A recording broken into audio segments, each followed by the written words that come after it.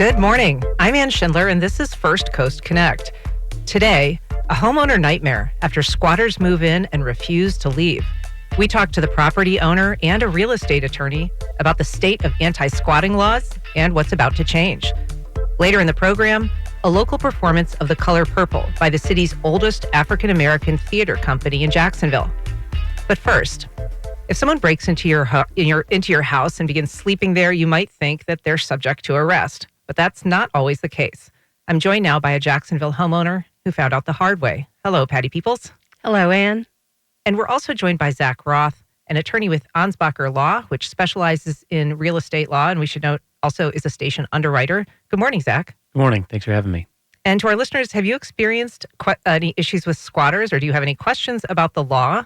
You can join our conversation by giving us a call at 904-549-2937. You can also email firstcoastconnect@wjct.org, and you can reach out on social media, whether it's Facebook, Instagram, or X. Patti Peeples, your story has recently got a lot of attention, not just nationally, but of state lawmakers. But last March, this ordeal was just beginning for you. So for people who may not be familiar with what happened, take us back to the beginning. Well, this has been 12 months of probably the most frustrating, surprising, infuriating, and eventually satisfying experience that I've ever had in my life. About 1 year ago today, I had a house up for sale in adjacent to the neighborhood I live, which is Springfield. I'd sent a handyman over to do some last-minute changes because I had accepted an offer on the home. And a pit bull mother and 14 babies were discovered on the front porch. When I went over there to see what was going on, out walked two women and their toddlers who told me that they had a lease. Well, as the homeowner, I said, well, the property is absolutely not for sale, and I'm sorry, but you're going to have to leave. I've sold this house. And she immediately launched into an incredibly detailed description of who had leased the house. She pulled up a lease on her phone. She had a receipt showing what she had paid. And when the police arrived, they took her story. They took my story. He did a little bit of research, and then he called me over and delivered the most frightening information you never want to hear from a police officer, which is, I can do nothing for you. This is clearly a serial squatter, but as a representative of the criminal court system, I cannot help you. You have to take this through civil court because she is considered a lawful tenant until you prove that she isn't. I want to ask, she presented this lease and a sort of, maybe convincing spiel. Were you persuaded that she perhaps had been scammed into thinking that she was the rightful tenant, or did you not believe her story from the start? It's a great question, Ann. Absolutely. My first emotion was empathy. Here was two young women with 2, 3, or 4-year-old children, and I sat there and had a very empathic conversation with her. I'm so sorry that you are going to have to find another place to live, and I'd be happy to try to help you do that. And so, yes, I had heard that there are many examples where people pose as landlords or homeowners and rent the house out. It's really, really common down in South Florida, and I thought perhaps someone had done that. And I thought this will just be a simple situation. Maybe we can get her into some temporary shelter for the night, and I can get my house back. But that was not the case. Immediately when the police officer started querying her, she started getting really aggressive and defensive. And Zach, this circumstance, I think we have, as Patti says, all kind of heard of the fake rental scam where somebody rents you an Airbnb or somebody rents you an apartment or even tries to sell you a home, and they're not the rightful owner. And so people get scammed out of their deposits. But how common is what she's talking about, which is where somebody is a tenant, pretending to be a tenant, and actually has kind of created a fake series of documents? Unfortunately, I think it's actually pretty common. We encounter it quite a bit. We have people coming and saying a similar situation to Patti's, that I've got this home for sale, I've got a closing in 30 days, and I have somebody who has no right to be in the property who's living in there. Please help me. And historically, the law has been fairly limited, especially in a quick recourse, because you had to go through the court system and file a civil action to remove the person, which takes time. You have to serve process on somebody who you don't even know who they are because they just moved into your house. They're not a tenant. And then you have to go through and get default and then get the judge to agree that you're right and have a judgment on your unlawful detainer action. And then what often happens at the time that the writ of possession is issued by the court telling the sheriff to go put the person back into possession is they will then file something at the last minute to try to kick the can even further, because these people are serial squatters. They're professionals at what they're doing, and they know the tricks of the trade, so to speak. What about this is not just breaking and entering? I mean, if somebody goes into your house, they let themselves in, that's a criminal violation. Why is this different? Well, I'm not sure that it is different, except that the police and the state's attorney have to prove that. And when these people are showing these fabricated leases, that's placing a lot of burden on the sheriff to say, now I'm having to decide who I believe right now on the spot. And that's just a very difficult situation that they've been left in historically, and they've deferred to the civil courts to make that decision. Right. And I guess there's a lot of circumstances we don't want police officers making legal decisions. You know, there could be custody issues that they're asked to make a decision on. We do typically defer to the civil courts to handle those kinds of things. But Patti, as you learned, that can be really time consuming and damage can be done in the process. Absolutely. Essentially, what this means is that until your case meanders through the civil court system, and that can take weeks to months, and in some states, years. But here in Florida, here in Duval County, we have to expect that that's going to be multiple weeks. And what that means from the homeowner's perspective is that those squatters, considered tenants until shown differently in civil court, have the right to privacy on the property. And I, as the rightful homeowner, have absolutely no rights. I cannot step foot on that property without their permission. And there was an occasion where I went to the property, the front door was open, and I thought they had vacated. So I walked up and put a foot into the house. And at that point, they came out from the back of the house and they assaulted me. When the police came, the police officer told me in no uncertain terms that if I stepped foot on that property again, I would be the one arrested. And you saw this happen probably on the national news in New York, where a rightful homeowner was arrested when she changed the locks on the squatter. Until it meanders through the civil court system now, not after our new bill, but now, then you don't have any rights in your own property. And I want to get to that, the change in the bill in a little bit, but you confronted the squatters on your property. Mm-hmm. And I think that you maybe now have a different view of whether that was wise. Mm-hmm. You referenced a case in New York where a property owner was arrested, but in fact, a property owner was recently killed, mm-hmm. Coming upon squatters in her mother's vacant apartment. Mm-hmm. And there's a murder case now pending against the two people that were living there. What would you advise someone to do or not do based on your experience? I tell you, it's really playing with fire if you confront these squatters. And of course, my attorney and my family members suggested for me not to. Generally, I really kept my distance. But I have to say that it's just human emotion when you're in the midst of this. There is nothing that feels more unfair that you cannot have access to your biggest investment in your life because of some antiquated law. And so I acted impulsively and very dangerously. And so if anyone out there is dealing with this, please stay on the right side of the law and respect the boundaries, because you really are placing yourself at risk.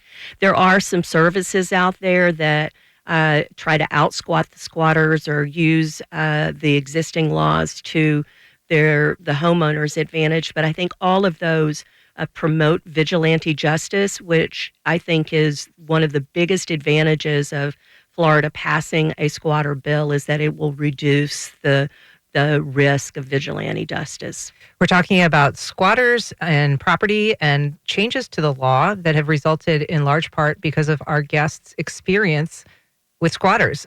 You can join the conversation. Give us a call at 904-549-2937. You can also email us at firstcoastconnect@wjct.org. We have a call from Mark on the South Side. Good morning, Mark. Welcome to First Coast Connect. Hey, good morning. Your guest kind of just touched on, I guess, the purpose of my call, and that was, are there things that a homeowner can do outside of civil court to basically make the squatters want to leave? This has been a topic in the news over the past couple of months, and I've heard instances where legitimate homeowners have written a new legal lease to someone and then let them move into the house, in essence causing the squatters to have to share with somebody. But I'm ignorant to the legalities of that, but I have heard that used some, and I understand the safety concerns that you have with that, but I just kind of wonder, are there ways that you could, in essence, make life so, quote-unquote, unpleasant for the squatters that they say, hey, this just isn't worth it for us? Zach, I'm going to ask you to answer that question, and also to consider, is there any ability for a homeowner, for instance, to take out a restraining order against the squatter or some order of protection that would prevent them from being on their property? Yeah, so as to the caller's question, I guess you could enter into this other lease concept and bring new tenants in, but if essentially what you're doing is sending in a proxy to have your fight for you at that point, and to truly get rid of the squatter, if they refuse to leave, you're still going to have to go to civil court. So under the law that exists until July 1st, there's not a lot, I think, that you can practically do to truly get rid of them. You can try different things, but at the end of the day, they're professional criminals. They're going to do what professional criminals do, and so they're probably not going to be dissuaded by ideas like legitimate leases and that kind of thing. In terms of the restraining order, a violence injunction, that type of thing, the law is pretty specific on what you have to have for that, and just trespass alone typically isn't sufficient. Mm-hmm. So unfortunately, without some real threats of violence or acts of violence or something like that, that's also probably not a route that's available. We have a call from another Patti in St. Augustine. Good morning, Patti. Go ahead. Are you there, Patti?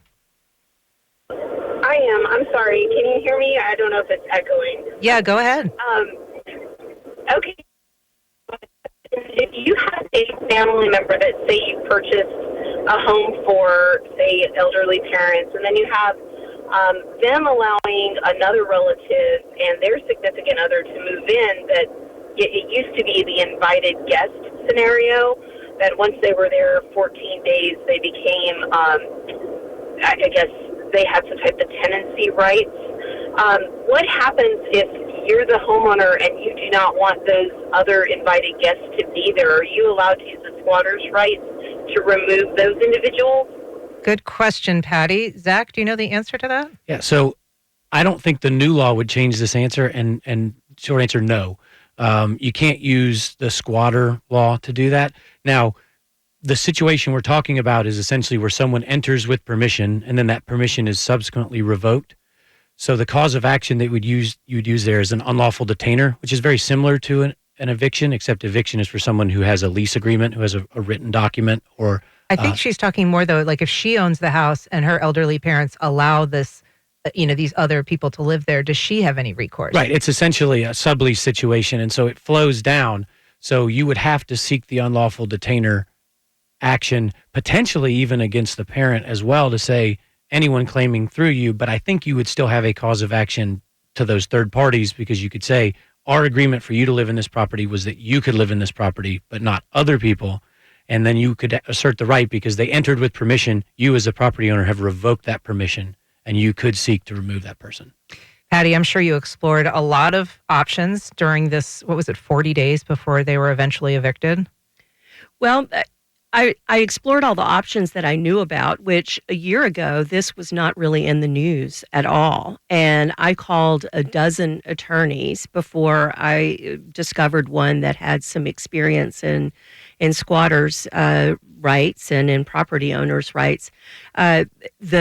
The internet as a source of information was a morass of different state laws, and I didn't have the skill set to deduce what to do with that. So really, I think squatters or homeowners, when they have squatters, are left in most states without any recourse. They don't know how to navigate the civil court system. It's slow, and meanwhile, someone is living in their home. And realize this doesn't necessarily have to be a rental home or a vacation home, there we have examples right here in Duval County and in St. Johns County where individuals have gone away for a vacation and their primary residence and come home and there are squatters sitting on their couch and they are unable to enter the home. This happened right down in Ponte Vedra a year ago. So it is just a nonsensical law that I think we're going to get a little bit of relief for. But I do want to make one plea out there is that we don't really have a very good understanding of how prevalent squatter issues are. There is no organization that tracks this. There's no organization that tries to differentiate evictions and other things in terms of causality. And so I think as states are knowing that this is a much greater problem every month, we need to have much better data to track the efficacy of laws. We have a call. Eric in Arlington. Good morning, Eric. Go ahead. Good morning. Just got a couple of objections to this law. Number one, somewhere in there I read or heard that there was a stipulation about jail time for squatters. The criminal justice system is overloaded as it is now. The jails are crowded. There's been lots of discussion about this in Duval County especially. And if this law ends up incarcerating a bunch of people, then it's being counterproductive. Secondly, and this is a sort of more general point, we're not addressing the root problem here. I mean, this provides relief for the people whose homes have been violated or entered or what have you, or occupied. But what are we going to do with all these growing number of homeless people? I mean, that's the real problem here, and we keep kicking the can down the road. Ron DeSantis' war on poor people, I don't think is going to work out the way he envisions. If all these people living in these encampments turn into a mob, then what? So anyway, thanks for taking my call. Thanks, Eric. Patti, you're shaking your head. Well, I think that's a really important point to raise is what or who are squatters.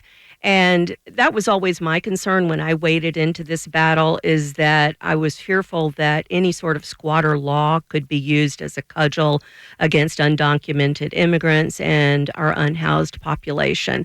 And to be truthful, I think since this has really been picked up by the right side of our politics, that it kind of is going to be used as a cudgel. However, my experience and the experience of many people that have dealt with squatters, and this is only anecdotal, is that most of these squatters are not, in fact, unhoused individuals or undocumented immigrants into our country.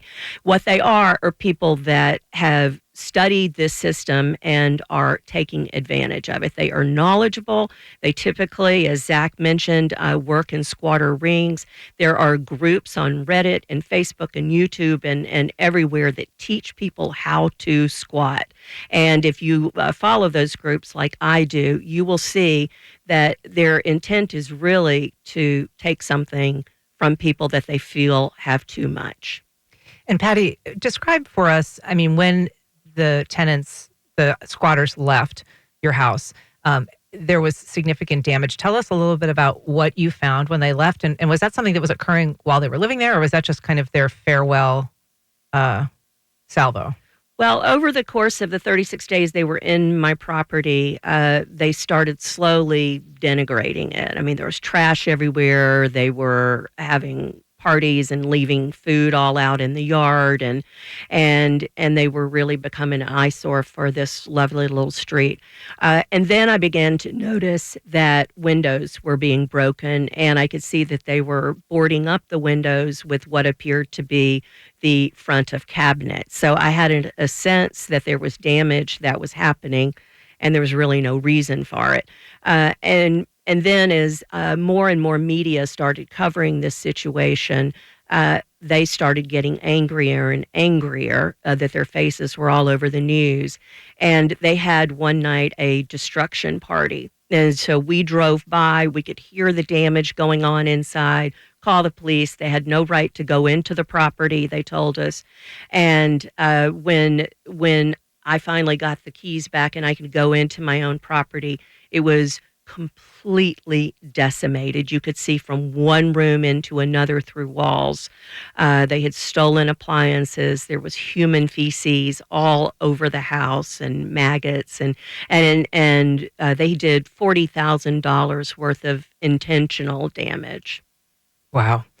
I'm guessing that the sale that you had in the works was either delayed or, lost entirely. Yeah, I lost the sale entirely. I had to pull the house off the market while the squatters were in there, and then when they were finally removed, I had to enter into about 8 weeks of complete internal repair of the home that cost me that amount of money. Thank goodness the homeowner's policy did cover it, but I'm sure those costs are all going to be passed down to me in some form or another, and unfortunately others.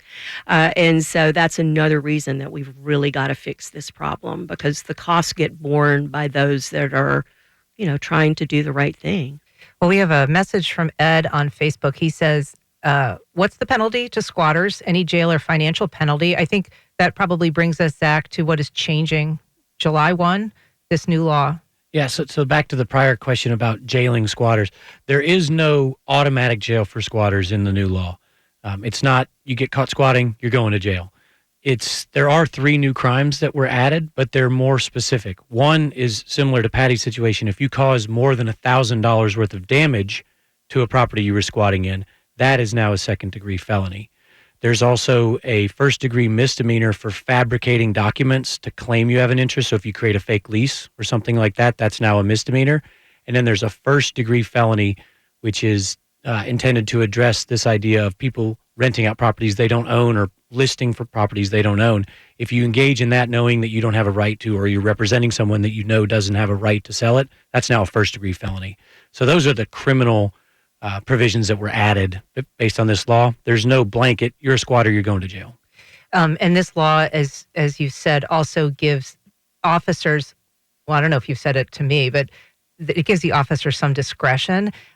So in Patty's case, they looked at what they thought were faked documents, a fake lease, but they weren't able to use their judgment and say, we think this is a squatting situation and make an arrest, but now they might. Yeah, this law, Patti had mentioned this earlier when we were talking before we came on air, that it really shifts the burden. Historically, the burden has been on the property owner proving they're not supposed to be here, and now it shifts the burden to the occupant, to the squatter, to show that they really are allowed to be there, because essentially what it provides is you can now skip the civil court process and you can file a statement under perjury with the sheriff that says, I'm the owner of the property. It's a residential property. There's somebody in it. I've asked them to leave. They won't leave. They're not a tenant. They're not a family member. Please remove them. And it is the sheriff's obligation to then go and remove that person immediately. You don't wait the 24 hours you used to wait for the writ of possession, which was huge because that's when they would cause a lot of this damage. They'd get served with the writ of possession. They'd have 24 hours to leave, and they'd spend that 24 hours destroying the property. And now, in the situation where someone prevents potentially that fabricated document, the way that I read the statute is the sheriff is to remove them, and then they have a cause of action for wrongful removal. So if they are removed and they do have a legitimate lease, so if a landlord is wanting to use this new squatter law to skip the eviction process, the law covers that too and says if you're caught and it's wrongful removal, you're going to pay their attorney's fees, you're going to pay their costs, and you're going to pay them 3 times the market rent of the property. So it really shifts that burden. The sheriff gets them out. Then they have their right to go to civil court to prove that they were allowed to stay there, because those are such a small amount of the cases where this happens that's, to me, a better shift of the responsibility, because so few people have a legitimate right to be there compared to the number who don't. And again, the removal would really be based on an officer's judgment. So they could look at a situation where a landlord is saying, this person should be removed, and say, well, it's not clear enough to me that this is a squatter, and it would continue through the civil process that Patti had to go through, as opposed to an automatic removal? The statute isn't entirely clear on that, but the way I read it and the way I think it should be enforced is that the removal is automatic once the owner swears under perjury that this is the case, and then let the civil court decide if it was wrong. So I don't read it as having a ton of discretion in it. If the owner doesn't follow the statutory form and it seems like they're playing games and the occupant can provide a lease, then maybe that's a different scenario. But just this idea that someone presents a document and the sheriff's office is going to say, well, I'm not completely sure. I'm not sure the statute contemplates that anymore. We had an email from Amy. She said, if the lease is not signed by the homeowner as the lease, how is that legal? And I think we've kind of discussed that in terms of it's just a fake lease, right? It's My lease wasn't signed, but again, in the current situation, before the law is implemented, the police basically say, I have no ability to evaluate whether this is a valid or an invalid document, signed or unsigned. I just can't make a judgment. And then John from Facebook, he says squatters should absolutely be incarcerated. If there is no harsh penalty, it will continue. Patti, did you pursue criminal charges in this case? You know who the women are. I do know who the women are, and I have a pretty good idea that they're still here in Jacksonville. I attempted to pursue criminal charges, but they cannot be found, and it's really low priority on behalf of the sheriff's office.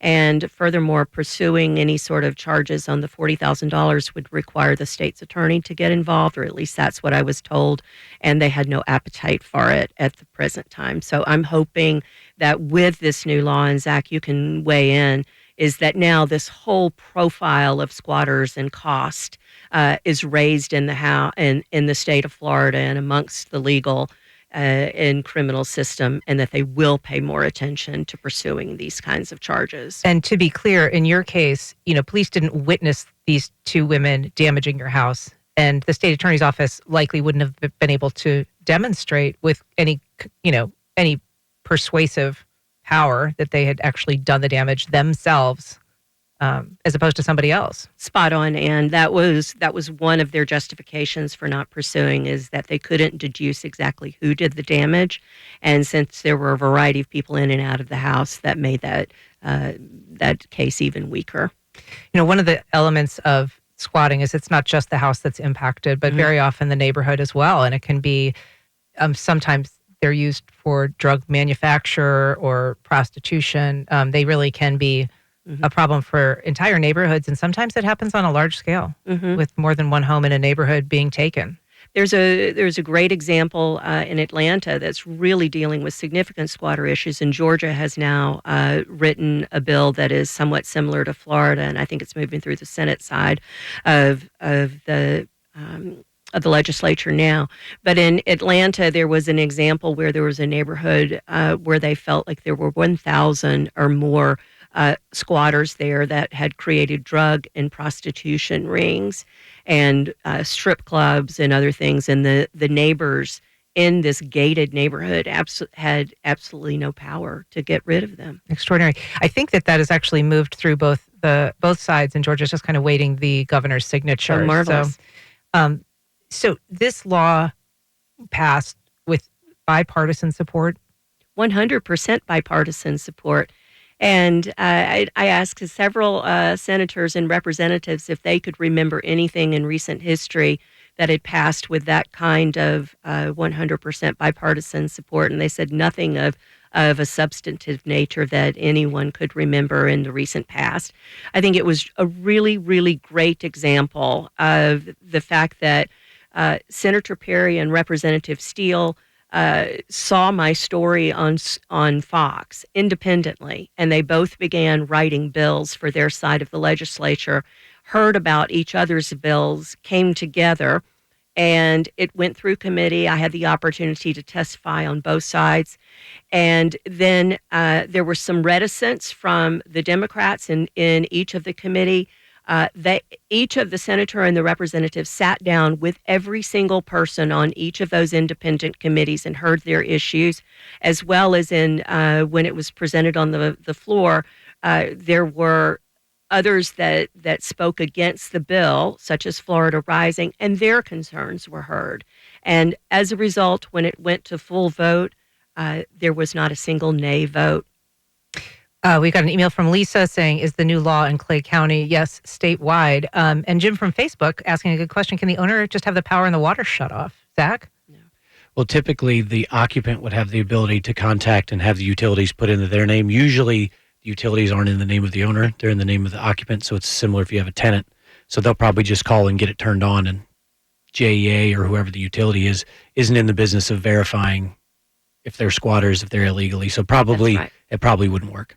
So also I was told that I did have the power and the water on in my name when I was selling the house. And so I thought, oh, fabulous, I'll just turn it off. When I called JEA to turn it off, they told me, well, the water and electricity had been turned on in the squatter's name. So then I marched it up through JEA to say they don't have a right to be in my house, and they said it's not our place to judge whether or not that's a legitimate renter or owner or not. And then the police told me that if they had not turned it on in their name, then it would be incumbent. I don't know if this is true, Zach, but it would be incumbent on me to provide water and electricity because I can't provide a domicile that doesn't have the basics to live in. Under Chapter 83, Part 2, which is residential tenancies, there are obligations to provide certain utilities, but that doesn't mean you have to have them in your name. It just means that they have to be available at the premises. Well, it is an extraordinary story, Patti. Amazing that your difficult experience led to such enormous change in the state. So congratulations on that. Thank you very much. Patti, Peeples, Zach, Roth, thank you both so much for being here and talking about this. Thank you. Thanks, Ann.